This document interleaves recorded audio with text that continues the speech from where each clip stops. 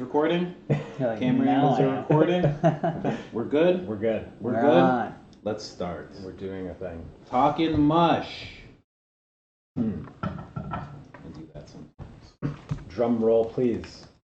Colin, have a seat. Get into the mush circle. I'm coming. He's calling Cummings. Oh, God. I see what he did there. Right. Punning his own name.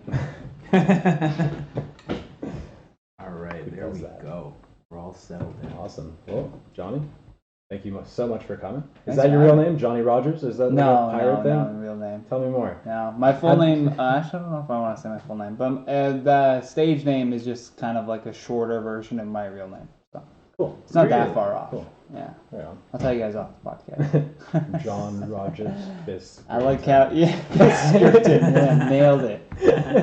Yeah, you can go dox John Rother Fixkerson. I'm a good guesser.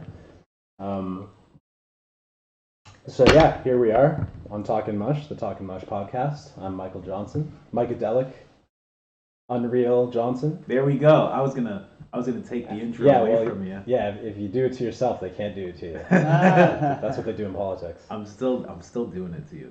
This is Microdelic. I'm pulling out all the stops. This is Microdelic Johnson here, right? And I coined that name for him, and he refuses to use it on his social media.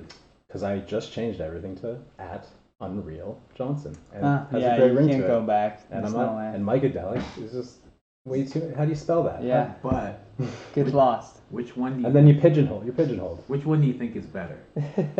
I like Microdelic, Right? but I understand that he's already changed his social media. That's See like what a thing I you mean? gotta wait on. It's You have to come out context. with branding. See what I mean? Context. Yeah.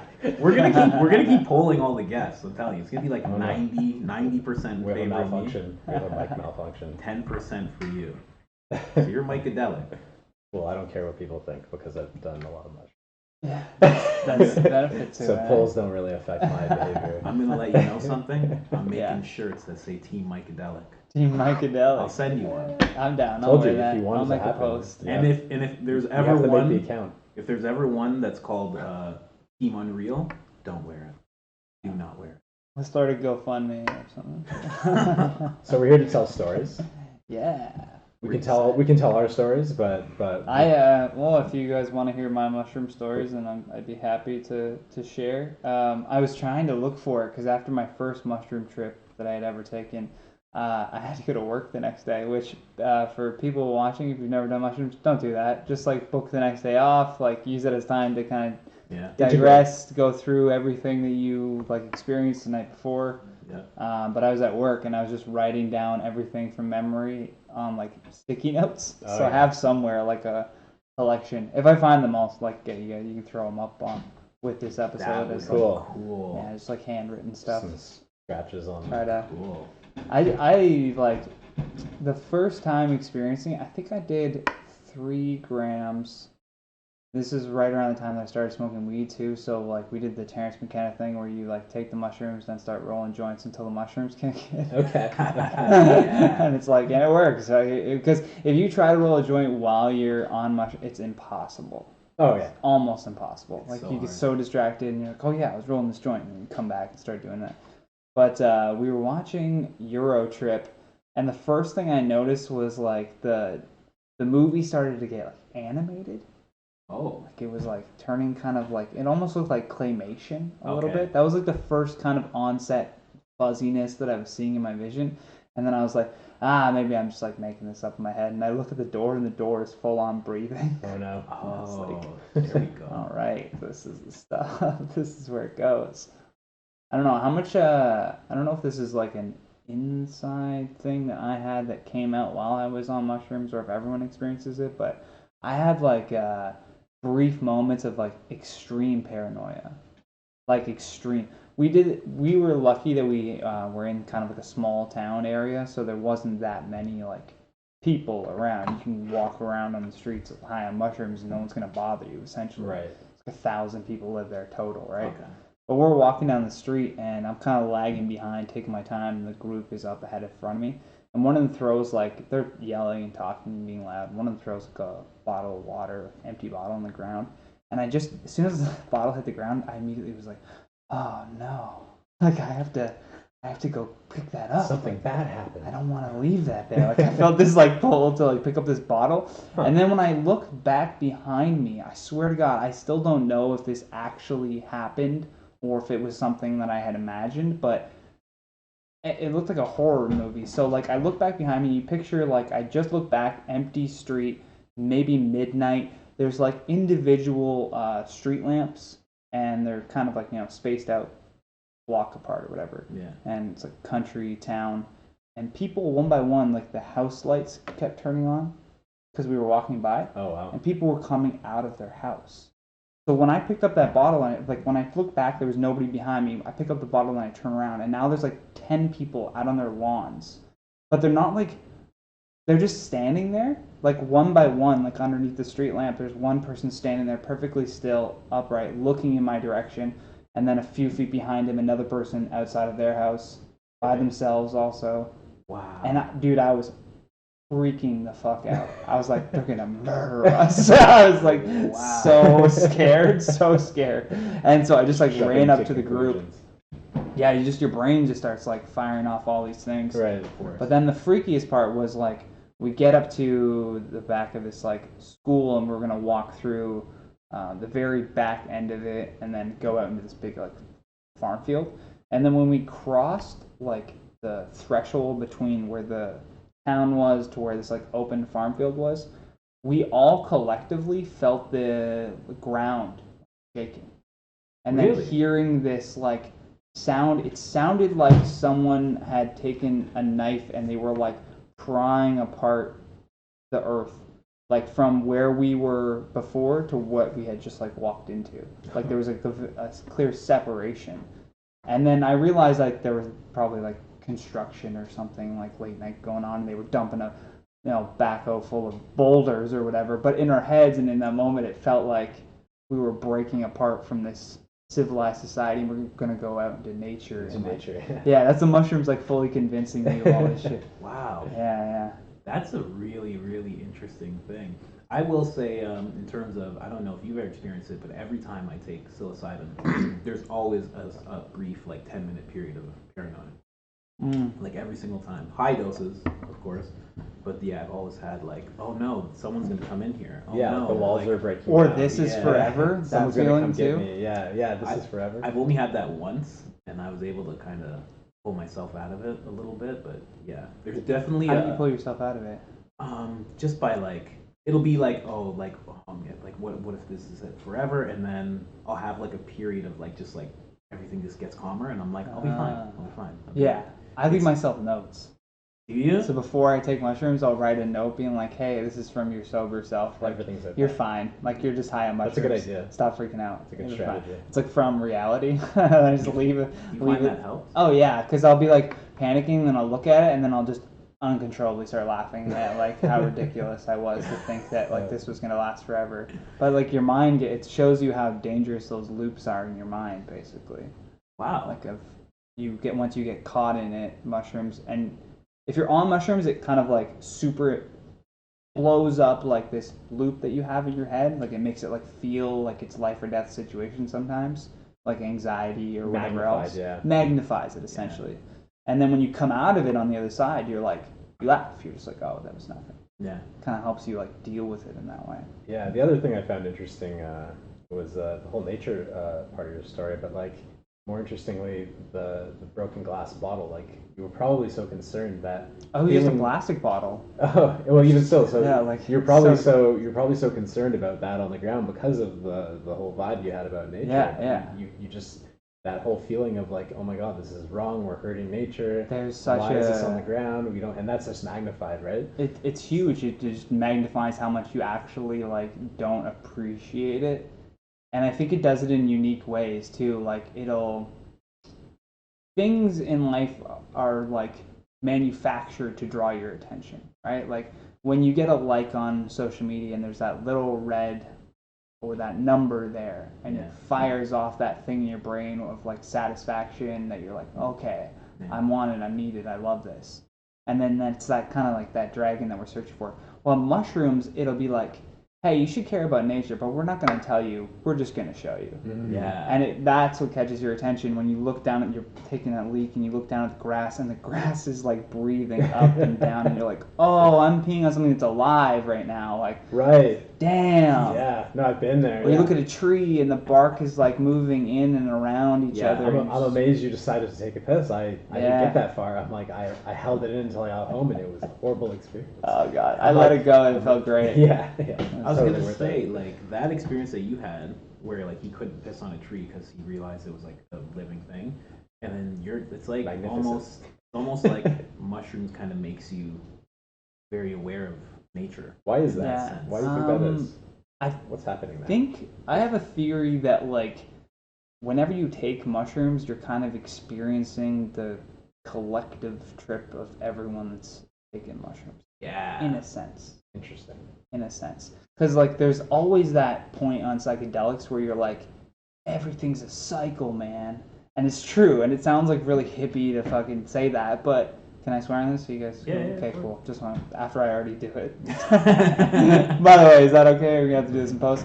But like, you're like, yeah, everything is a cycle. Like everything, everything's born and it dies, and it's born and it dies, and it's been doing that forever. And these mushrooms have been around before all of this. Like, and they're here, and people have been taking them in nature for way longer than we've been taking them in civilization. Sure. So that's why when we take them and you live in like a city or like a downtown area, you feel this like claustrophobic kind of like, oh, I can't breathe here. This feels like, it doesn't feel natural. Yeah. And even your phone, you're like, what the hell do I have this thing for? Like, what do I need this for? Yeah. I remember looking at this is so stupid, but I remember looking at a clock, like a digital clock, and being like, what do those numbers mean? Like, I don't. Yeah, 8:30. What does that mean? What's the time? Like, what does that mean though? Yeah, like you're just like back to that kind of age when you were like 5 years old and you were just questioning everything. Yeah. Which is like what we should always be doing. Yeah. It's like why do I have to go to the washroom when I expel myself? Why? What is that thing there for? Can I do it Why just can't I here? just do it here? Yeah. What's wrong? It's almost like, speaking to what you're saying, it's almost like we're now experiencing the thought process of somebody thousands and thousands of years ago. You're kind of stepping into their shoes. Yeah, and almost like they're stepping into yours because you're like, what is all this? Lack of thereof. Well, not only that, but you're contributing to the archive and library of experiences of when you do your own. So you're learning as well as adding to. And that's why there's such a responsibility when you're doing these types of things that you have to remember. And still to this day, people regard them as medicine. Yeah. So you have to treat it like medicine. It's not a party drug. It's not like mushrooms is something that requires like a responsible person to be kind of there to watch and make sure that everything is like safely happening and guide you through a trip. Not like even talk to you, but like having someone there if like you're having a panic moment or you start to get hungry and someone's just there to be like, hey, here's like a snack, like here, have. Yeah. It does wonders for a trip. It's unbelievable. Definitely. But like to treat it with that kind of ritualistic reverence. Yeah. It does. It just, I don't know. It makes it feel better. Yeah, that's the word. On that, what was your most irresponsible mushroom trip? Irresponsible mushroom trip. Shit. I remember when I lived with my brother and a couple of buddies. We were just microdosing, like experimenting with microdosing mushrooms, and it was like an everyday thing. And I was able to kind of like, I had it all measured out, and I was taking it with like lemon. You put a little bit of lemon, maybe, I don't even remember, like 0.0, like tiny bit of mushrooms, like not like half a cap or like a couple stems, into a bag with like lemon juice, and then put that in the fridge, and then I'd let that sit overnight and kind of get cold and like sit, and then in the morning I would take it like a shot. In the morning, first thing in the morning. That's smart. So that is irresponsible when you have to go in and work your job. But it was irresponsible for me to take mushrooms and go to work. But my boss was like, you're really connecting to your customers today. Yeah, what was your job? What were you doing? I was a server, so I was just like going around being like, server. I think hey, what's up? Like, I think that's the perfect job. Oh yeah, you're just talking to everybody and like just loving life, and the song comes on, you're like, oh, I love this song. Because I worked at Rogers, and I was doing psilocybin, but also like acid, like every day for like 30, 40 days. and yeah, they moved me up because I was doing so well. They're like, put this guy in retention. There's a You fighter. go above and beyond. There's some fighter that takes like microdose. He microdoses mushrooms every day. I- Oh, Fights. who is that again? I don't know what the fighter's name is, Can't think of but his Joe Rogan was talking about him. He didn't want to like name him. He named But- him like once or Did he? twice. Yeah. Oh man, I wish I had that name because he experiences visual acutement. He's like a kickboxer. He's a kickboxer, and he's like I can tell what people are gonna do before they do it. Yeah. Premonition. Yeah, like Yeah. he sees a punch coming. Like everything is just so much more It's calculated. more intuitive to him. That's what it is. And you notice too, though, He's there's picking something up. with your eyesight where it Yeah. seems to like you have better vision for some reason, or at least I've experienced like less of kind of like, you know, it feels like it opens up. It feels like you can see in your Well, peripherals better. There's compounds in psilocybin that potentially like help regrow and repair auditory and visual nerves. Wow. So if you're feeling like a heightened like vision or heightened like hearing, that could be why. A legal mushroom that does that is lion's mane. So you want to get your hands on some of that. Get you some lion's mane. Lion's mane. Oh, so that story you're just telling. So you took that empty stomach, then went into work. Yeah. And what was the experience like at work? Like, It started to like kind of hit before a rush, like before like the 12 o'clock, because I worked like a breakfast serving job. So Yeah. it was like I was there at like 9 o'clock in the morning, of course. and I took it at 8 maybe. And then so it's like as soon as I get into work, I could feel it kind of like starting up. And I think what it was that one day was I didn't measure the dosage right. Like it was just a little bit too much. I was like, could have done less for Yeah, sure. right. And then I started It to doesn't like, take much to go over. no, but it was like everything was like really well timed. Like the time that I sat down to like have my break and eat, like I was like feeling hungry now and I wanted to eat. Because at the beginning you always get that bit of nausea, but with a microdose, it's not that much. Like it's just like it feels a lot when you're in a normal setting around people. You feel like you're the intoxicated one, but you're like it's not that much. Yeah. Yeah. I know In if I do reality. like a 0.5, it's like that's not a microdose. It's Yeah. more like a medium-ish. Yeah. Or like mini, not medium, but yeah, like it's the type Mini of thing. trips are fun. Yeah, right. But it's the type of thing you don't want to have like a meeting on. No. You know, right, during that peak part of it for half an hour, you feel like it's like I described it as like heightened like anxiety almost, where it's like a little too much. But like you said, at the end of the day, like you're fine and like no one would really even like notice. It's just like your internal, this heightened, magnified internal feeling for me when I kind of go heavy on a microdose. So what's the sweet spot for you for microdose? I don't know the exact. I think it might have been like 0.0. That's how much you took at that time. I think. Okay, I'm wondering what like do you microdose aside from that? I don't anymore. No, I haven't taken mushrooms. Like I took mushrooms probably a few months ago, but it's one of those things where like I've experimented with like microdosing all the time and just wouldn't suit my schedule right now with like the amount of stuff that I have to get done. Back then I was like, you know, I was just writing stand up, or I was like my job was like right there. Everything was within, you know, kind of a comfortable schedule that I'm like, I have 5-6 hours that I can be high on mushrooms and just like, you know, no responsibility. Okay, so you were doing like 0.5 plus semi-regularly? Yeah, and and I was also doing, it was called Siltep. So it was like a nootropic where you were combining like a stack of these different nootropics all together, and it was supposed to increase like brain cognition and kind of help with like thinking as well. So I think like experimenting with those two things back and forth, I was like, man, I'm gonna give my brain a little bit of a break. I like to fire and microdose. stuff, and then going down. Yeah. Right.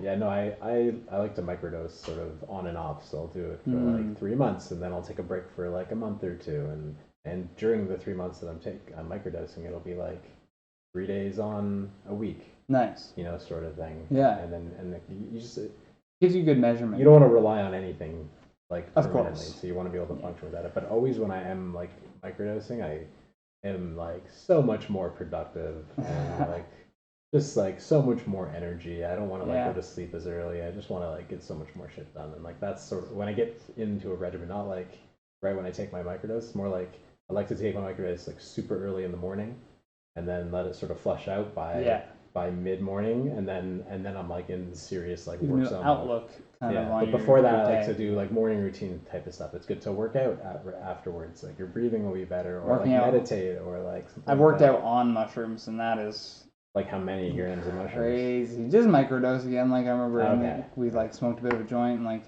microdose of mushrooms, and then my buddy who's like a power lifter, we went into the gym and like worked out, and I just did light squats or whatever. But I remember like he's always saying to me, he's like, when you go to do your squats, make sure your feet are like rooted into the ground, like they should feel like they're nailed to the floor. And then feeling that on mushrooms, feeling like every muscle pushing and all your body working together. Yeah, you're like wow, I can really I can actually pay attention to what's happening in my body right now, because that's all you're focused on. Because it's under duress, like you're pushing weight and using it, and you're like, oh, my knees, I got to put that in the right position.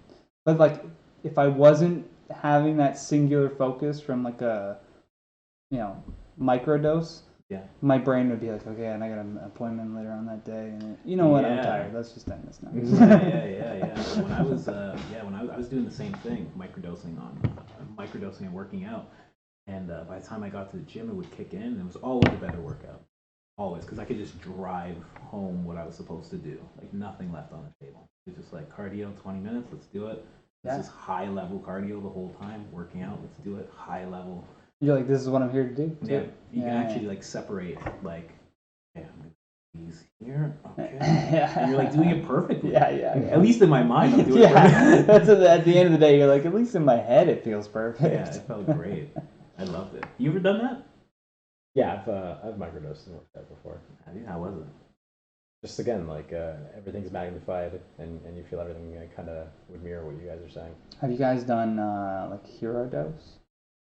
Yeah, that's the realm I like to stay in. I've definitely overdosed.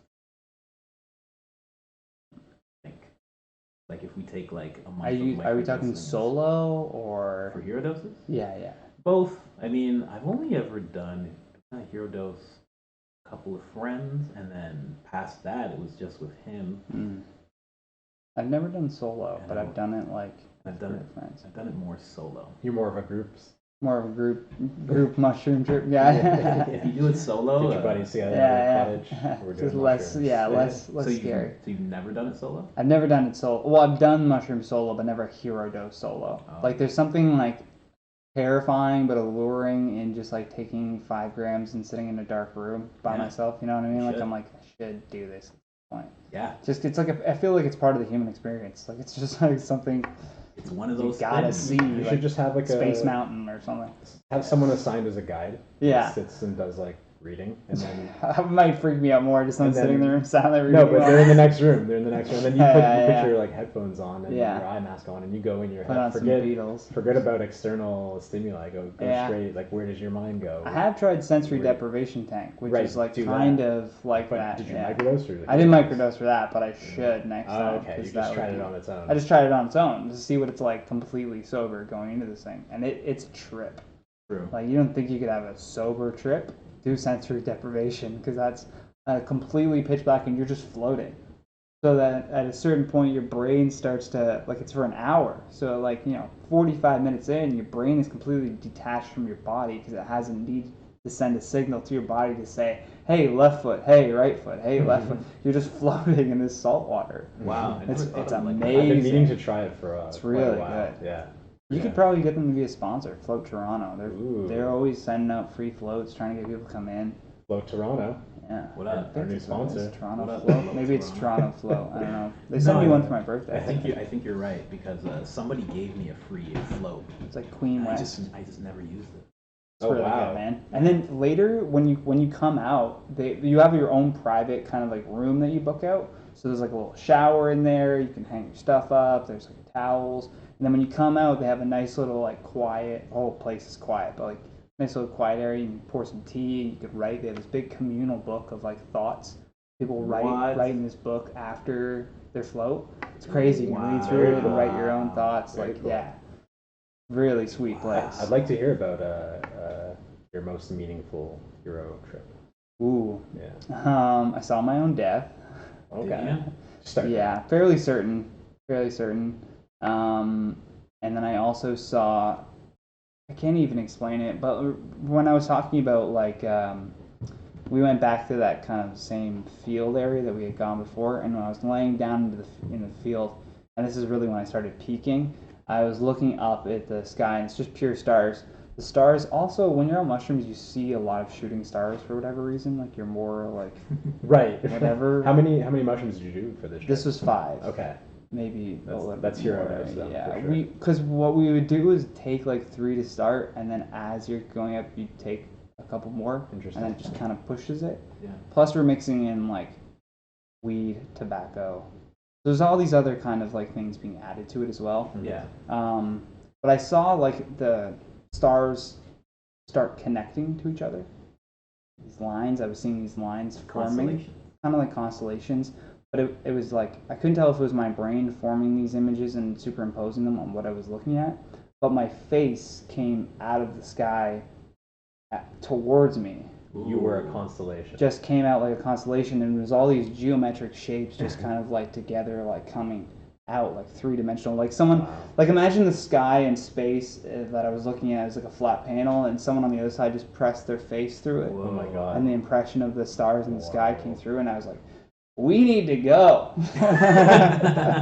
And then we went back to the house, which was like just down the street, and I'm up in the bathroom trying to kind of like get myself together a little bit after seeing something like that. And I would suggest you never look in the mirror when you're like peaking on mushrooms, because you might not like what you see. I looked in and my eyes were just black, just like black top to bottom, the whole thing. The white? Yeah, everything. It was just like, it was as if like my pupil had just taken over my eye. Mm-hmm. And I was like, it felt like I was staring at like the most evil version of myself was on the other side of the mirror. Like that was the feelings that I was getting. Yeah. Being in this bathroom, I'm like, there's something like daunting about like wanting to look at my own reflection. Like my reflection was like, yeah, hey, look over here. Like let's, you know. And I'm like, no, fuck that. Like I don't want to look at myself. I don't need to look at myself for validation or whatever. And again, it's your own thoughts being manifested into these hallucinations that you're kind of seeing. Yeah. Your own fears, your own doubts, your own like way that you look at the world. Not necessarily the drug itself that's doing this. Yeah, the way you just described that sounds like as if you looked into the sky and you saw your higher self, and then you looked into the mirror and then you saw your lower self. Yeah. Because there is a lower self, like there's a higher self. But I remember sitting on, that's a really good point, and I remember sitting on the couch and like kind of like closing my eyes and then seeing too many visuals, so opening up my eyes again and kind of just trying to sit there.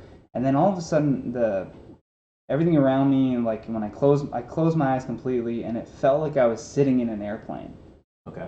And I'm sitting in an airplane, and imagine an airplane where you're flying through the air. Have you seen that new one that they're trying to invent where like there's cameras all on the outside of it so that you can see everything? There's no actual like walls. Panoramic. Yeah, it's like all around it. So it kind of felt like that. Like I closed my eyes and I'm flying in an airplane, and then it just crashed. I could feel like my body kind of go down like this, like I'm kind of embracing an impact from a crash, and then it just went black, lights out, and then I could just feel this weight just lift off my shoulders. Wow. Just all these like, and there's feelings like that. There's no language to describe it. Wow. Right, language is inadequate trying to describe. Like that's the bare minimum of how I could describe it, and it's not even doing justice. And this is the like thing. I felt that was my death. Yeah, I was gonna say plane crash. Oh wow. So what, are you taking the bus everywhere now? No, I'm just like when I'm on a plane, I'm just like super grateful for everything I've done in my life and all the people I know and all the people I love. Yeah, and I'm just like, I just accept it. I'm like, plane travel is part of like being a stand-up. If I want to be a stand-up, it's gotta happen at some point. Like, it's ridiculous to be like, I'm gonna travel by bus everywhere. Wow. Because of one fear. I'm scared, yeah. That's I'm gonna die anyways. Wow, I wouldn't do it. I would be. You would avoid it at all costs. Yeah, even if I got to like Dave Chappelle level, I'd be like, "Where's my tour bus?" That's what mushrooms are, though. It's just like acceptance. It's just like, hey, accept it. Right. Yeah. You don't fear death. You're just like, this is part of the cycle. Yeah, right? it's gonna happen. I've already seen it. You were talking about cycles earlier. Actually, it reminded me. I always call it like I don't know if it's similar, but like a mushroom loop where you go into these little shorter cycles. Do you think that's kind of related? You go in these 3 minute like maddening like. Well, that's the thing. Like it's all cycles. Like whatever, the whole thing is It's a like cycle. fractal. Yeah. It's like so fractal cycles. I always like to say that like mushrooms is picture your brain as like a frequency, like a radio signal. And on sober, you're on one signal where you can look at everything. And then when you take mushrooms, you kind of like crank that signal to a different station where you're still on the radio signal. You can still see the walls and everything around you still makes sense, but you're viewing what you can't normally see in that same environment. Yeah. So it's like, it's as if there's like all these different intersecting planes that are existing around you, but we just don't have the vision to see those things. Right, just like our language is inadequate. Exactly. So is the rest of our senses. Like, how dumb is it that I can say like, I love this glass of water, and I love you, man. Wow. What do you love more? Mushroom thought. What do you love more? Like, love one word to explain such an immense feeling that you get. Like, I can love this table and love a person, and it's the same word. You're blowing my mind right now. Language is inherently like meant to keep your thoughts like static. Yeah. Because when you like the way someone talks, you can tell that the way that they think. Of course. And you can read that immediately based off what they're saying and how they're talking and the language they use. You can tell how they think. Yeah. But like by restricting language, by only having like one word that means like 6 different things, it's changing your mind to only think in this linear way. Yeah. But mushrooms takes you out of this box. It's interesting. Some cultures or languages have like so many more words to describe certain things, like for beauty or love. Like I don't know if it's like Spanish. Spain, they have like 6 different words for love. Like I was gonna say all languages have more than we do. Yeah. Like there's like every language has like multiple things. Which is a trick to me when people that know multiple languages and they like dream in different languages. Right. Think in some different languages. Man, now I think this is like I just hit a tipping point. It's like, man, I gotta learn another language. Yeah, something. That's also part of the human experience. Stuff going on. Yeah, that's how changes I feel your brain. Too. It does. Even if it's French. I mean, who wants to know French? But hey, I tried to learn Parisian French. And it was okay. I was like, I had no drive for it because I think Spanish is the one. Like almost like a third of the world speaks Spanish. Just like a sexy language. Yeah. Get you around. Yeah, a lot for of real. Places. Between English and Spanish, you're pretty much set. Right. I don't know, but Spanish is a great one. To what you were saying, do you guys think that that's an actual thing? Do you actually think that when you look at the grass, it actually is breathing? We just can't see it. Yeah. Because we know that we know that all of this stuff around us is not doing that, but like we know that photosynthesis. I can't even say that word because my teeth are so fucked up. Photosynthesis. S's are hard for me. Wear your retainers, kids. But like we know that that's happening, but like we're not observing that. Like I haven't watched a plant go through that, but we know that it's happening, right? Yeah. Otherwise, how would it be living? Yeah. How would it grow? But mushrooms almost like makes you focus on that, and it kind of shows you it in a way that it is living, that it is growing, that it is breathing. And it's interesting when you start learning about like the DNA of plants and how closely connected they are to us, how similar our DNA is with plants. And you look at even something like a tree, it's the way its roots are, the way the whole system of the tree is just like a human body. It's like a brain. Our DNA is actually more closely related to mushrooms. Yeah, more than plants. But also, we see the grass breathing, but we also see like walls and ceilings breathing. It's more of a pattern eye trick than us seeing the grass breathe, I think. It's more of like you see this pattern and it breathes and it reminds you that this thing is also alive. Yeah. And I think it's more of this but it is crazy to be like, the door's alive. Yeah, and that too. And you can go on that level too, like the rocks are alive and the door's alive, my house is alive. But that's my thoughts on that. So wow, how many times have you done mushrooms? A lot by the sounds of it. Yeah. I would do them every like 6 months. That was 22, 28, so like 6 years. It's hard to count the amount of times, but I just remember like the big impactful things that happened to me while I was on them, more so than like. There's also really really funny things that have happened where I was like doing mushrooms with my brother, and I went to get a plate out of the cabinet to like get some food, and I looked at the plate, and on his plate were just mushrooms. Like it just didn't make any sense, like a mushroom design, and they like Amanita muscaria mushrooms. Yeah. And I'm like, why do you own this like antique grandmother's like plate? And we're on mushrooms, and now I'm finding this plate. Like just funny random shit like that. I'll always remember. It's just like it wasn't profound, but it made me laugh. Like amazing. Yeah. I always tell people that on mushrooms when this is their first time. I'm like, you're gonna laugh a lot. That's don't go searching for some like higher purpose. Well, we definitely don't go searching, but for this, I want to search for higher purpose. Like, tell us more about your like profound ones. What's the most profound? The most profound question. And it doesn't have to be anything super spiritual. Just something that you walked away with that you like hold on to. Like the most profound lesson you learned. Yes. I think it was more so. After the first trip, it really started to settle in. Like when you come down, you really feel like, wow, coming down off of mushrooms felt the same as like getting home from a long 2-week vacation. And you kind of like, oh, and you put all your bags down, and you're like, finally home. That's kind of what it feels like. It feels like you just got home from a trip when you come off of this. And that kind of feeling, and when I sobered up, and the realization that like, oh, nothing bad happened to me, and I took that, and I had a fun time with my friends, and we had a bunch of like profound experiences and amazing conversations that we'll never remember, but like changed our lives in the moment. And it really made me start thinking outside of the box of what was possible, and really starting to question what I had been told and what I was being told my whole life, that was like kind of directing where I was going, and making me realize that like, okay, if I don't start making my own decisions in this life, people are just going to make them for me. And then I'm going to be 45 years old, and I'm going to go, the fuck did I do with all this time? I was just listening to people who didn't have my best interests at heart, and I should have just listened to my gut and did what I wanted to do.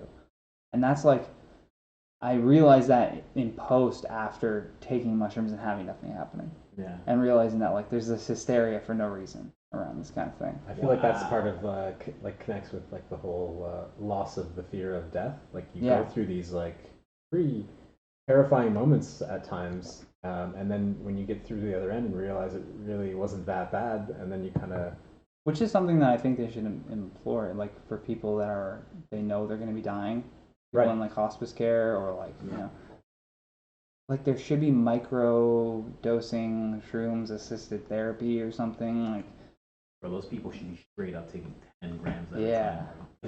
If they're act legit, they're gonna die. They're gonna die in 2 months. We're Just preparing you for your death.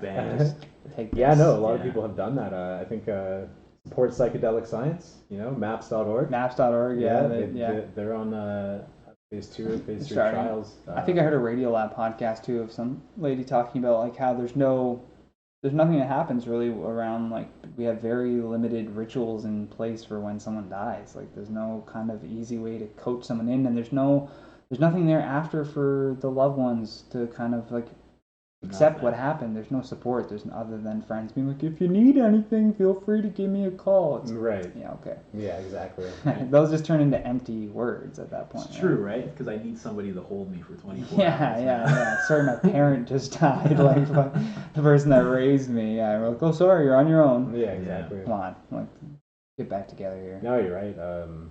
That's so true. I think of that with my dad all the time. Like, I wish I could have. He would definitely be open to it. And shit like that. And that could have been like a great thing for him, and great for us after. Like, imagine a world where like somebody passes away, and then like in that same room you take mushrooms and you reconnect. You reconnect and you like end this chapter. Yeah. You end it in like a beautiful way with all your family and that past loved one. That would be incredible. Yeah, that's how it should be done. That would be amazing. Right? I'm sure that's how it's been done, and that's why we were having these thoughts in the first place. It's like, all this stuff is surfacing up. It's been that was the cycle over time. I'm like, all of this has been done before. So it feels like this is it. Like, what's the saying? It's like history doesn't necessarily repeat itself, but it has a similar rhythm. Yeah. Like similar beat. Yeah, I forget. Yeah, there's a saying. There's a saying like that. It's much more eloquent than the way I put it, but it rhymes. It rhymes. Yeah, That's what it is. History rhymes. If it doesn't rhyme, it's not eloquent. It doesn't repeat, but it definitely rhymes. Yeah, there you go. So true. So where were we with your story? That was one of your most impactful ones. So that did that change? Is that something you like hold to this day? I wouldn't necessarily hold to this day, but it's what got me here. Yeah. I held it pretty close for a long time. That idea that like, fuck what everyone else thinks.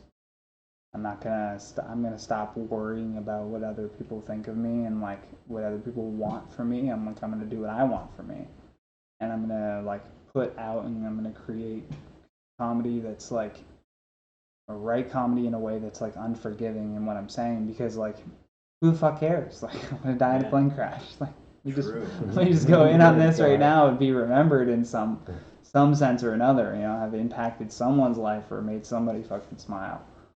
Man, that's a huge lesson. That's a really good one. It's good. If you had to like convince your parents to take mushrooms, what have you said to them to get them to I started with give weed. it a shot?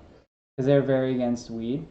But I started with weed, and I remember I was getting my tonsils taken out, and they were doing blood work, and my mom worked in the hospital, so I was like, fuck, she's gonna nose around and see my blood work and see that there's THC in my blood work. Because I heard a story of a guy that I went to high school with, and that's what happened. And that's how he got caught, because he had to get blood work done. His doctor told his parents there was THC in his blood, and then so I was like, I'm just gonna tell my parents, hey, I smoke weed, and I've done mushrooms. Yeah, just be straight, just be honest. Yeah, and then there's no hiding and trying to like lie or to your parents. And I remember when I was recovering, I got them to sit down and watch The Culture High, which is like a really good documentary on marijuana, essentially, and why it's stupid that it's illegal. And then along with that, kind of eased them into that. And then as soon as Trudeau made it legal, the next time that I came home, there was a pot plant in the kitchen. No they way. were watering it. Like, Wow. They named it and shit. Like, they were snipping it. My dad was like, yeah, whatever the law is, they're for it. Yeah. So you legalize coke, I'm gonna go on. They're doing rails. I got coca leaves in the basement. So then what happened when you brought mushrooms up to them? And I don't know. They'd be kind of just like, oh no, I wouldn't. And as much as I explain it to them, it's just the frame of mind that they're in. They're of the generation that were born in the 60s, so they were raised by televisions. Of course. And we all know TVs had like 3-4 channels. So again, like similar to me, whatever you were told, that's what you believed, and that's how you lived your life. Yeah. And that's what they've continuously done. That's why that generation buys so much shit. Why they're hoarders, because they just fell for commercial after commercial after commercial. I can't count the amount of like, those late night infomercials. The amount of time my mom, I think I would need that. Oh shit, I think you don't need another fucking spinny mop. You have 3 of them. She just wants it. Like a spinny mop that works your abs. Yeah. While you're shaking. Like, maybe she's putting on a play with spinny mops. Who knows? Yeah. I don't know what she's doing with all those mops. So that was how you did it with weed. Then like what happened with mushrooms? I just didn't really push the mushroom thing. I just didn't really. No good documentaries yet. Yeah, there's no good documentaries to kind of back up. There's one that came out called Fantastic Fungi. Yeah. They're touring it right now. I don't know if you can get it online. But, Fantastic Fungi. But it was in Toronto. They screened it, but then it sold out, and then they brought it back for like I think I just need 2 whole weeks or 3 weeks. Yeah, you could do that. Dosed is a good one too. Oh yeah, Dosed. Have you seen it? Well, I'll dose them and show them Dosed. Fantastic Fungi is like towards like medicinal, right? It's more about like nature and the bees, but then they touch on medicinal is how I psilocybin. get them though. You're right, medicinal. Yeah. You start with the lion's mane, and then you go, you know what's really close to lion's mane? Amanita muscaria.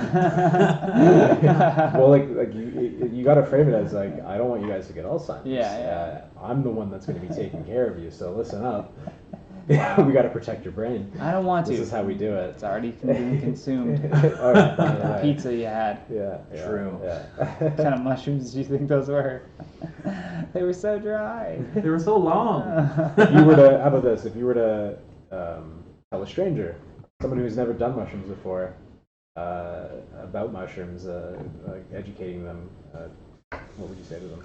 educating them, like some like I Like actually they were concerned. What would you say to concerned, ease like their they're concerns? like I'm thinking about taking it and I don't know like if I want to or not. Yeah, I what don't would your feel. 2 cents be? I would say kind of like what I was saying earlier, and like if you do take it, like do your research.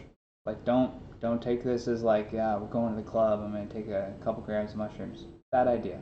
Yeah. I'm like if you're really scared, don't do it because you want to be as confident in yourself and in your brain and in your functions and know that you're not like fighting with your girlfriend or like you haven't called your mom and touched base with that. All that shit's gonna boil up to the top as soon as you take mushrooms. Right, set and and it's a setting. waste. Yeah. It's all about set and setting.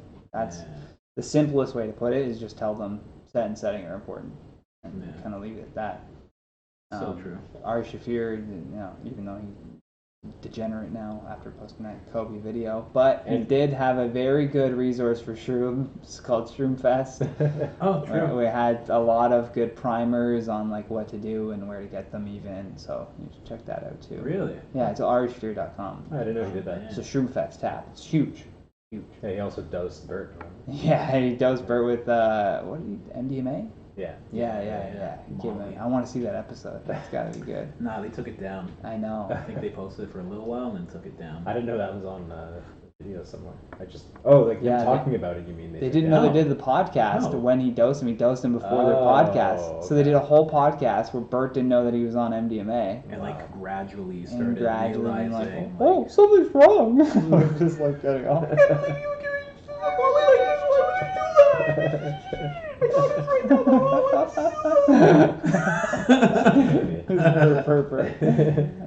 He's a baby, but he could have died. He could have died. No, he has a heart he's condition. right. That's a bad idea. He's right, but he also went too far. Yeah, exactly. You tell the guy he's an asshole, you punch him in the face, you move on. My big thing with that situation is that his daughter knows that it happened. Yeah. Why does your daughter know? Yeah. How? Like if I had kids, they would never know if you dosed me. No. I'd be like, you're going to drive me to the airport, you're going to get me whatever I need. Yeah. And don't tell anybody. We're staying in this room. Yeah. I have kids. I'm not telling anyone that I'm on this drug. No, and I'm going to tell my wife that I feel sick. Yeah. And after it's all done and good go with, lay down and yeah, that'd be it. It's a logical thing to do. Right? Right. I would walk. Panics. Yeah, he just walked up to his daughters. I'm on MTV right now. I'm so sorry. It's really funny.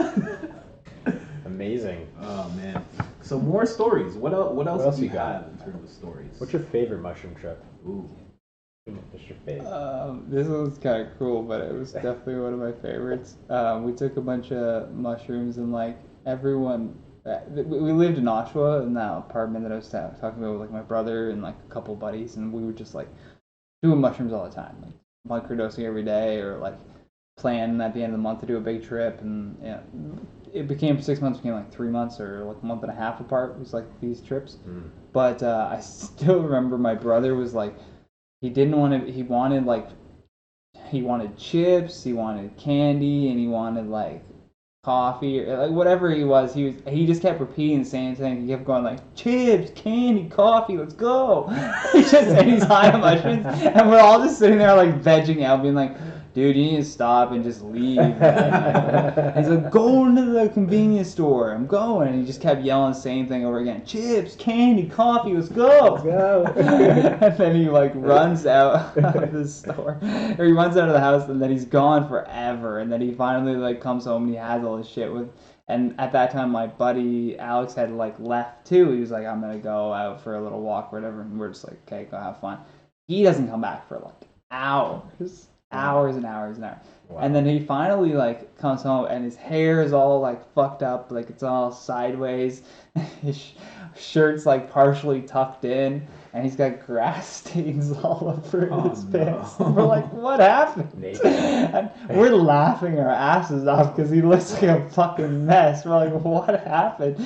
And he's like, he's just breathing. He's like, I fell down a hill. Whoa. Like, what hill? How did you fall down a hill? He's like, I was walking and I slipped on the grass and I fell down this hill. And he just rolled down this hill until he hit like the bank at the bottom of the fucking, where like the water and shit's Oh from. my And God. he just lost his balance or something, or he was just like tripping. He slipped and he fell down this fucking It's like a Mr. by Bean. himself. Like, I was just dying of laughter. I've never laughed so That's hard. amazing. God Wow. damn. That's so funny.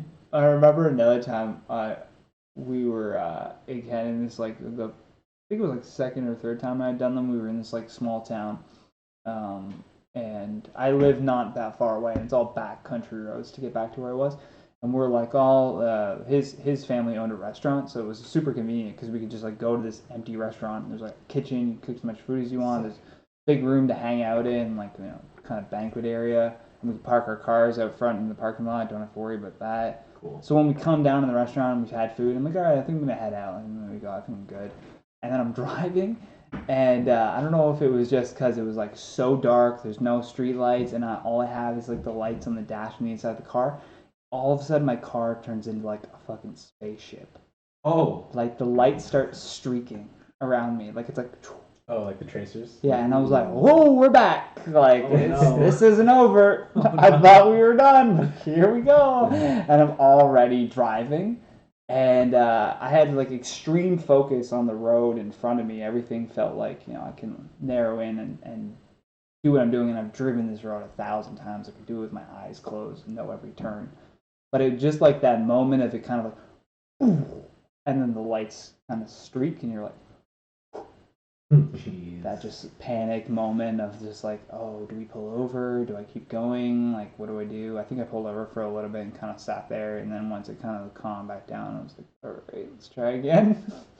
Wow. But it's that thing where, like, if you're going to do something like that, like operate heavy machinery or go to your job, make sure you're completely off much. Yeah. Probably not the brightest. Give that day buffer in between. Yeah, I should actually say that. Those Good days day. where I was doing like mushrooms and acid and going to work in Rogers, I was taking the bus. So Yeah, I was on the important. bus the whole time and I'm back. I drove like an asshole. Yeah, I mean, like after our trips, I would like I would sober up, obviously. Yeah. But then I would have to like. I never got. Yeah, but your that home bad. was like 30 seconds away. Yeah, it wasn't that bad. Pull into the next driveway. Why didn't I walk this? Like a street over. Man. So what else, man? What else? What else with mushrooms? So good. Here we are. We're telling stories. We're Yeah. sharing them with the world. We wanted All the shroom stories. we wanted to make sure to get like a lot of stories, less mush, more talking and less mush. That's what we were. Less mush in what sense? Just like we just wanted to stay focused. Both of us talk a lot. Oh, nice. Both I of think us I talk can- too much too. Both of us can go on tangents. What's going on with the lights here? Keep Oh, going, Mike. you Oh, the light dimmed out over there. Oh Mike, no. keep it going. We're Got gonna, the dimmed I out can't light. do it. We Ask gotta him stop. Ask him another He's walking question. around the room. I'll use this as a promo time. You can just like cut over it. Here. Well, we check are out at an hour. my podcast. My daughter is a communist, and it's a political comedy podcast we do every Sunday at 7 p.m. It airs on Apple Podcasts, Spotify, all that good stuff. I also have Pothead Gamers, which is like a YouTube weed plus gaming show. My buddy Patty D, we just play video games, talk about this week in gaming news. Oh, cool. Kind of a fun crossover between like smoking weed and playing video games and seeing if we can do it. Most of the time we can't. I saw some of your bloopers on Instagram. Oh, those are from like the YouTube channels that I work on. Yeah. I'm like, oh, he keeps all the content Yeah, on the yeah. hard drive, and he just posts the bloopers. I'm like, that's brilliant. And you put a paywall for the content. Yeah. True. That's not even my content. I'm waiting for my boss to be like, hey, do you mind not posting more of the content? I write the videos and like record them. Oh, cool. But they have like a green screen studio and then like teleprompter set up, so they have an editor that edits together like all my bloopers and all my videos, but I just like take the bloopers out and post them as content on my own platform. That's And fine. I'm like, yeah, it's my fuck ups, I'm owning them. That should be fine. Yeah. I would encourage that if I was Yeah. the boss. I just keep telling him like, hey, it's promoting the Yeah. channels. Like, yeah. 100%. So how should we do the intro? Should we just do it like he looks into the camera right here, or should we have him on like the chair? We do the We'll do intro it like, after. oh, we haven't We're even gonna- started recording we'll yet. put him in But the how should we do the intro? Put him in the chair. Can you imagine? You're like, all right, let's get this going. I'm like, what? All right, we warmed up. We were just screening you actually the whole time. You've been vetted. You're good to go. Yeah. I like what I heard. Can you say all that again? Yeah. You know what? Camera wasn't on. We're gonna need to go back over that. God damn. I've done that before. No, in we my earlier interview days, I've done that. Yeah. It's It's sad when you get back and you try to It's- record. it's heartbreaking. gut-wrenching. It's like, oh. What have I done? And the person's all happy. They're like, hey, so That was great. That was probably one of the best conversations I've ever had. And they're like, well, it's gone. In fact, it never was. No, I went to see Jimmy Kimmel, like one of those like live tapings while I was in LA, and it was the saddest thing to watch. Oh, man, I used to think I wanted to be a late night host till I watched that, and I was like, You know who I saw? I saw Nope. Mike. Wow, what's his name? You're talking about Mark Mike Norman? No, way back. Mike Bullard. Mike Bullard Ah. in Toronto. I went to go. My dad went to take me to him. he's still going. He's still doing comedy. No, he isn't. Yeah. Yo, Yeah, bro. are you recording still? Yeah. Okay, good. You gotta outro this thing. Yeah, we didn't actually finish. Now we gotta finish. Just Okay. fit in a Yeah, we did the cutaway. intro. Now we're doing the. Yeah. Now we're outroing. We're too dark over here. Is it too dark? Okay. Yeah, we're way too Here, dark. let me do it. Here, switch to this. Switch to his. No, let me. What? What's that? No, leave it. We're outroing. Oh, we're just gonna go. Over Mike, here get to over the here. outro? Coming. Mike, come here. Everybody get in here. Get in here, Mike. Yeah. All right, guys. That was Talkin Mush, Talkin Mush. and we're out of here. Thanks for having Thank me. you so much. Johnny All right, Rogers. thanks for watching. Peace.